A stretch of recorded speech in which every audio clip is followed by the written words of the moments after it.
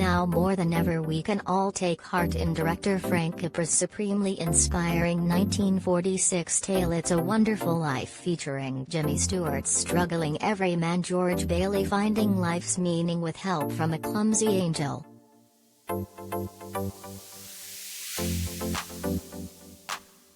But as the holiday classic turns 75 this month, with an anniversary Blu-ray release airing on NBC December 4, 8 p.m., it's vital to savor the screen's deliciously irredeemable villain Mr. Potter.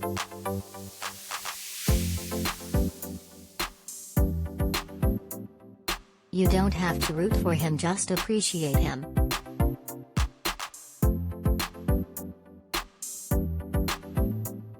Played to ruthless perfection by the great Lionel Barrymore, the crooked businessman owns the number 6 slot on the American Film Institute's list of 50 greatest villains.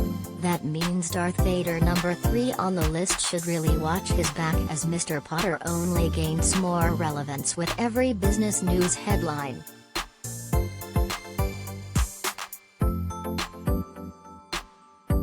As power-hungry, the only things important to Mr. Potter are owning property, having lots of money, and owning people, says Caroline Grimes, 81, who played the film's Zuzu Bailey. The scary thing is we see so much of that today.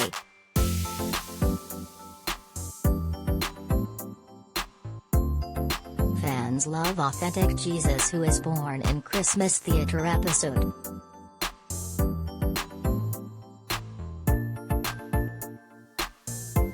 Mr. Potter is immediately labeled by an angel no less as the richest and meanest man in town.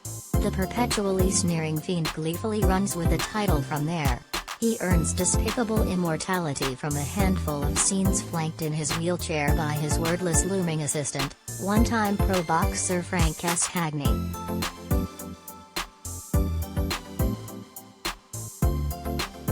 The Bailey building and lone nemesis purloins the business, mislaid $8,000, putting George into legal jeopardy and self-crisis. Mr. Potter then completes George's spiral with the infamous crushing blow, "You're worth more dead than alive."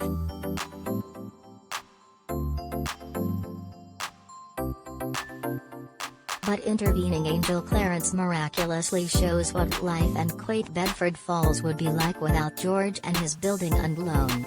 The town's alternate life, finally in Mr. Potter's clutches, is literally called Pottersville, which frankly looks hopping with its jitterbug-friendly bars.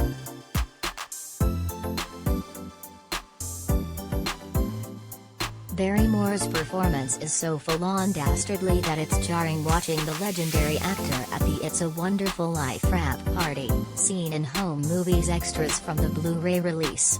In the footage, Barrymore, in a wheelchair because of severe hip and arthritis problems, is glimpsed socializing with cast and crew.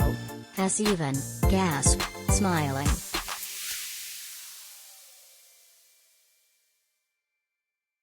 "I was surprised he was there," Grimes recalls. "I was pretty scared, but I managed to have a conversation with him. And he was actually very nice."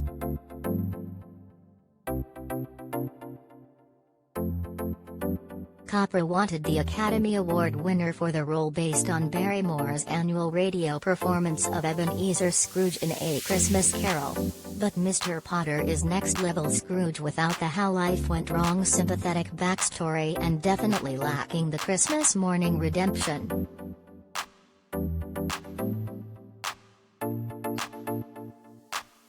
He is bad to the bone until his bitter end.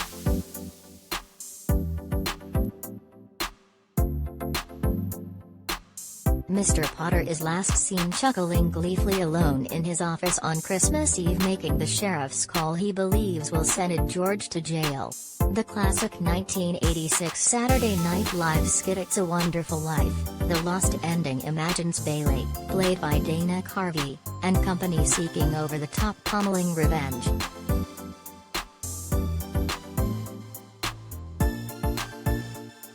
But there isn't need for a final scene to overstate that Mr. Potter and his evil ways have been resoundingly defeated by the virtuous George Bailey. Movie historian Sal St. George, who will highlight Mr. Potter in his 75th anniversary talk at the It's a Wonderful Life Museum in Seneca, New York, says Mr. Potter's comeuppance already arrived when Bailey is home surrounded by his children, wife and friends.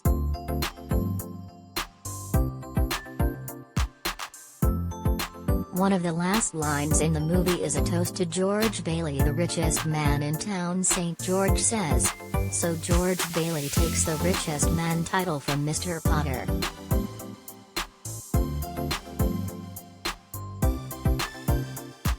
Even in defeat, Mr. Potter would have still managed a slight villain's last laugh. After all, he already had explained himself with perfect inner clarity.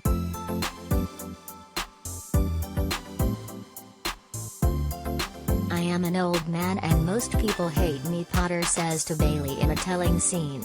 "But I don't like them either, so that makes it all even."